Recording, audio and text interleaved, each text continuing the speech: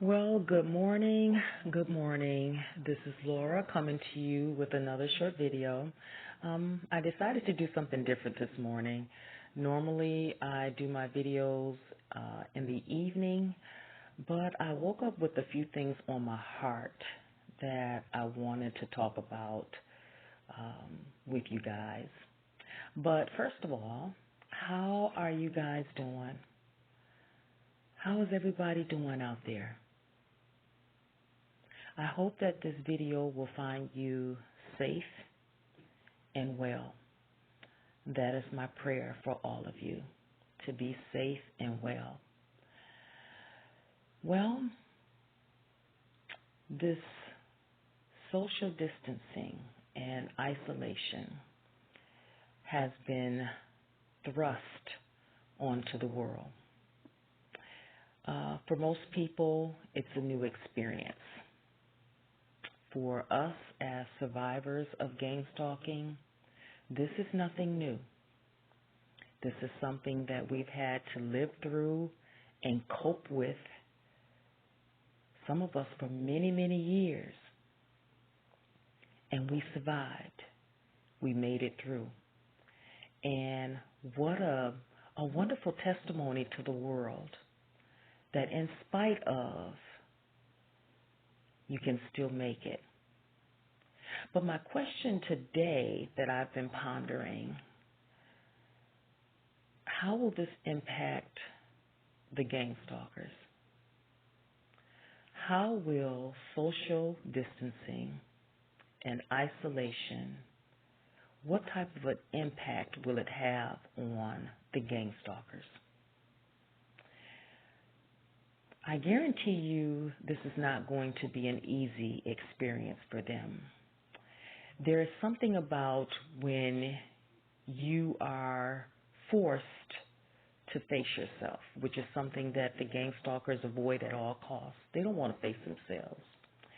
It is very difficult when you feed on, you gain power and you gain energy and fuel from interacting.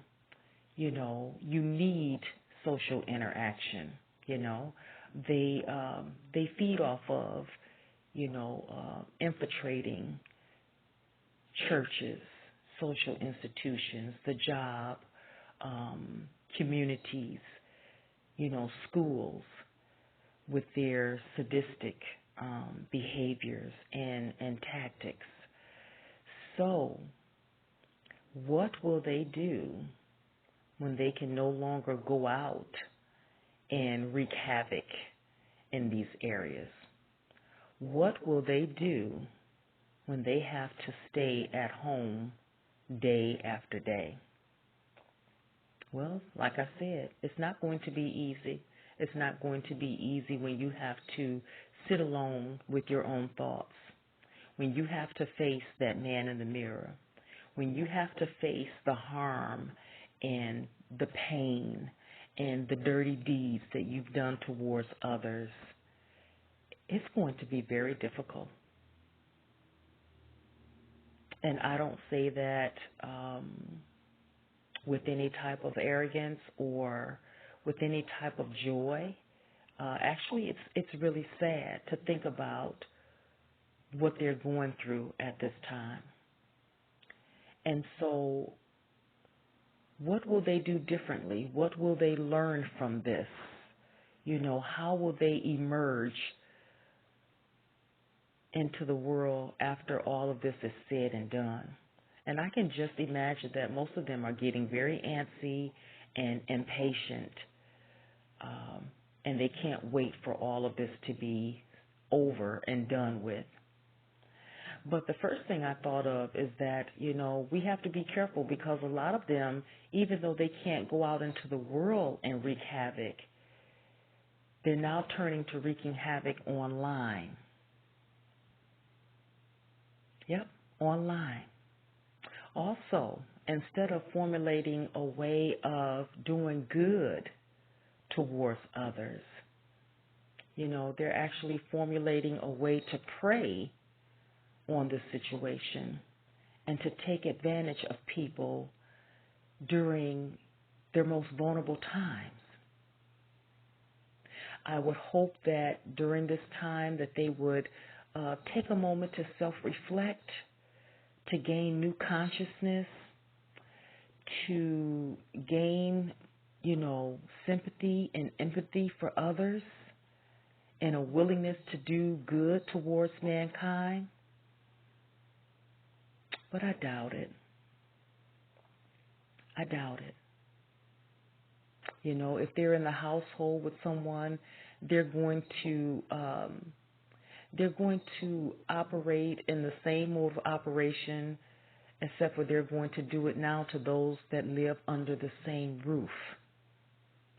If they are alone, then instead of, doing what normal people would do and try to think of a new way of emerging into the world better, wiser, stronger, with a goodwill towards mankind, I can imagine they're formulating new plans of how to even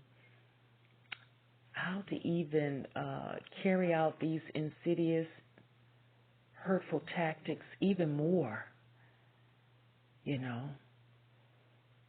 because they're not going to face themselves. They're not going to admit to any wrong. Basically, they're sitting at home formulating new plans, new ways of evil intent. And so with that said, we have to be careful. We have to be mindful, We even have to pray for the gang stalkers. We have to include them in our prayers. We have to include a prayer for their well-being and a prayer for their change of heart and change of mind. Because only God can do it. Only God can change a person. But until then, we have to be safe, we have to be careful, we have to stay vigilant, and we have to stay strong. And so at this point, I'm going to wrap up this video. Be safe, be strong, stay well, my friends. And as always, until we meet again, bye-bye, my friends.